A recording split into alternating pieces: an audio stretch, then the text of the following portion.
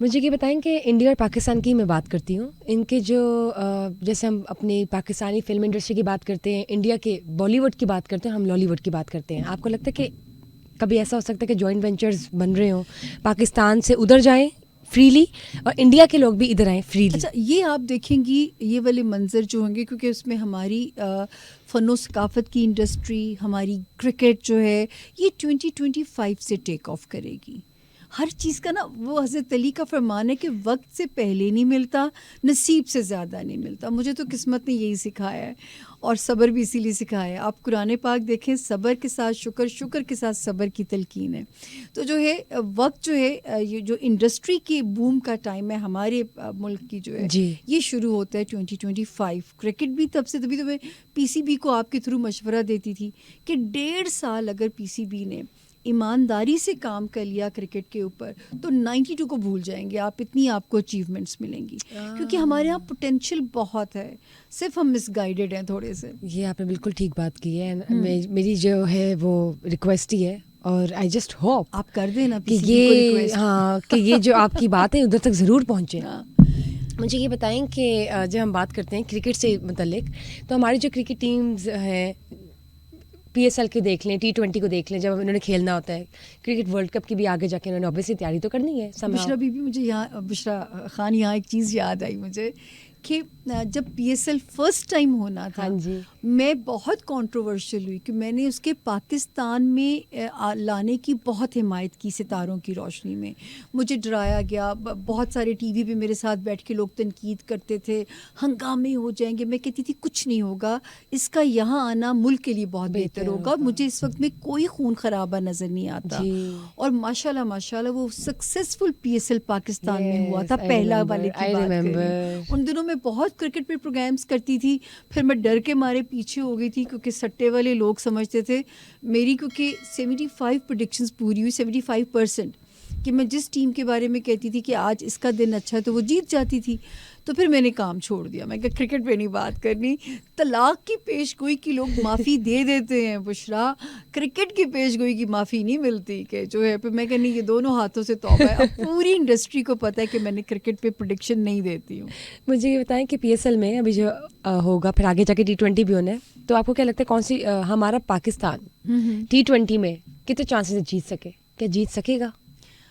पाकिस्तान देखिए अभी अगर परफॉर्म करता है ना, या थोड़ा बहुत खेल के भी आ जाता है 24 में, तो आप नारा लगा दें तुम वो क्या, जीतो या हारो हमें तुमसे प्यार है। समझ गई मैं, अक्लमंद को इशारे काफ़ी है। तो जो है ना, क्योंकि बुरी बात अपने मुल्क के लिए, अपनी टीम के ठीक है लिए जी, नहीं इतना ही दिल काफ़ी है, चाहता इतना ही कहने काफ़ी है। को। अच्छा, जब मैं बात करती हूँ सेलिब्रिटीज़ की, पाकिस्तानी सेलिब्रिटीज़ की, तो यमुना जैदी मेरे जहन में आती हैं। मुझे पता है यमुना जैदी को देखकर या अंदाज़ा लगा के आपको क्या लगता है उनकी जो जो फेम है, जो उनका करियर है और फिर उनकी मैरिटल लाइफ, वो कब सेटल होती है आपको नज़र आती हैं, या क्या वो करियर को परस्यू करेंगी? अच्छा, एक तो यमुना मैम, क्योंकि मिल भी चुकी हूँ यमुना जी से, प्रोग्राम भी कर चुकी हूँ उनके साथ, मैं कह सकती हूँ कि she is a angelic soul. I love हर।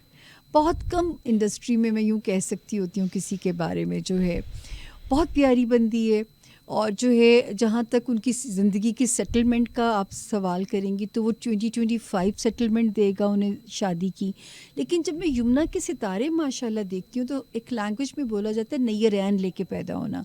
यमुना नैयर रैन लेके पैदा हुई हुई है, तो वो माशाल्लाह लंबा खेलेंगी, लंबी इनिंग खेलेंगी।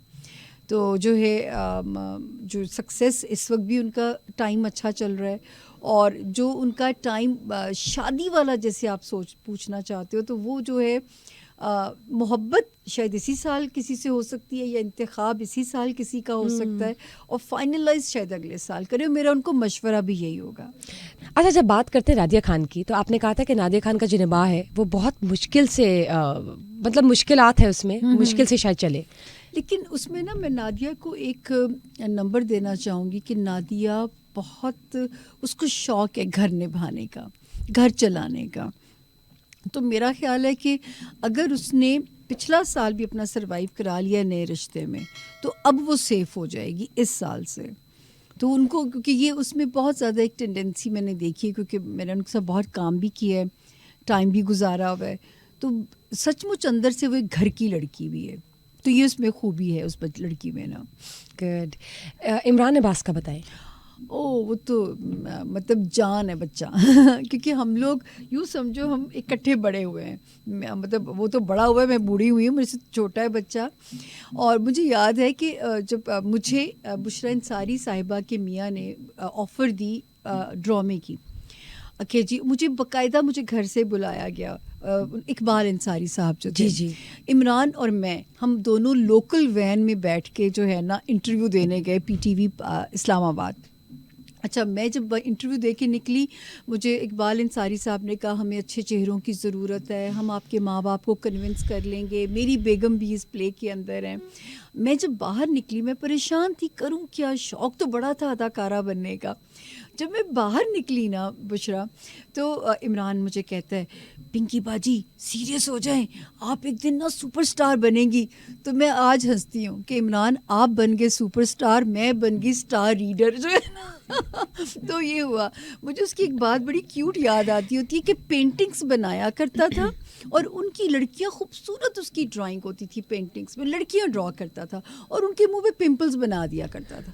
क्यों भाई पिंकी बाजी, मुझे पिंपल वाली लड़कियां बहुत अच्छी लगती हैं तो ये उसकी इजाज़त के बगैर में उसके 2 कारनामे, उनके मम्मी पापा को मम्मी पापा कहते थे, तो वो तो एक फैमिली फेलो है और मैं उसके बारे में क्या राय दे सकती हूँ, वो तो जान है बच्चा मुझे बताएं, जब मैं बात करती हूँ आयमा बेग की, आयमा बेग मुझे आज भी याद है, बल्कि आयमा बेग इस बात को ओन करती हैं। हम एक प्रोग्राम करते थे और वहाँ पे जब वो आई, पहले तो मेरे साथ बैठी, फिर उन्होंने, हमने, क्योंकि मैंने और नुमान एजाज ने वो प्रोग्राम से हम निकल आए थे और उन्होंने वसी साहब, वासे साहब के साथ करती थी, तो मैंने वहाँ पे उनका जायचा बनाया मेकअप रूम में और उनको आज भी याद है। उसके बाद मुझे क्रेडिट भी देती हैं, एक आयमा बेग और एक साहिर बग्गा, ये दोनों मुझे इस चीज़ की तारीफ़ करते हैं, अब इज़्ज़त देते हैं कि आपने पेश गोई की थी कि तुम दोनों सुपरस्टार बनोगे। ये साहिर बग्गा के बारे में भी तब जब वो बिल्कुल अभी इतने नहीं जाने जाते थे, और आयमा बेग तो बिल्कुल उस वक्त मुज़ाकरात में उन्होंने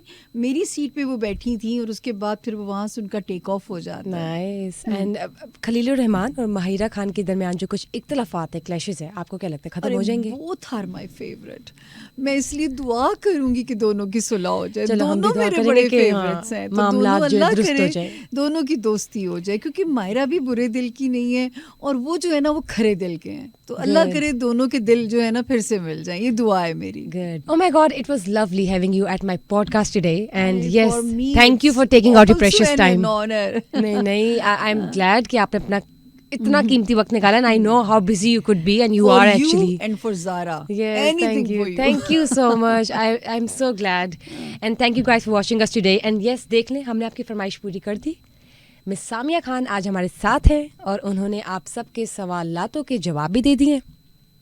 इसके अलावा ऑब्वियसली हम दोबारा मिलेंगे, इंशाल्लाह हम आपको दोबारा बुलाएंगे and we will celebrate Another anniversary. inshallah. Whereas just stay tuned. We are definitely catching up with you guys in the next episode. Till then, just stay tuned. Do not forget to share, like, and subscribe our summer podcast. And also, you guys can give the feedback down in the comment section. Bushra Khan's leaving. Bye bye.